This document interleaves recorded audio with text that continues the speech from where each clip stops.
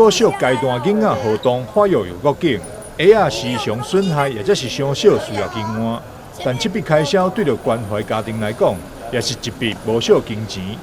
台南大碗爸自14年前便开始发起公益爱心无鞋活动，号召有爱心的顾客做伙为小朋友无鞋。今年的关怀对象是台南市9所原住民学生，如此的善心付出，也让所有的师生拢非常的感谢。很高兴，远东百货呢，它这样子年年的来办理这样子的照顾弱势学童的一个活动，哦，这是值得我们学习的。那第二个呢，我觉得这样子是一个增加正能量的一个活动，哦，因为这样子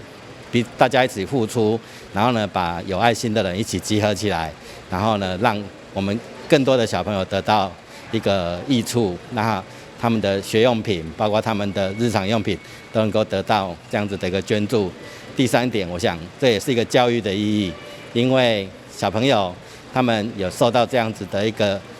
帮忙，他们在他们心中有一个以后一定会慢慢的会有一种付出的一种这样子的回馈的一个精神。谢谢台南远东百货公司能送我们鞋子，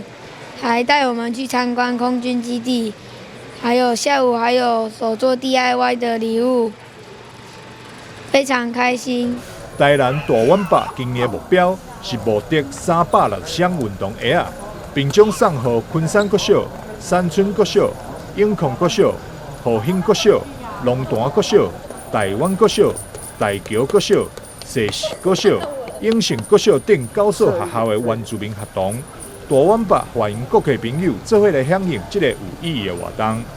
台南新闻张秀维采访报道。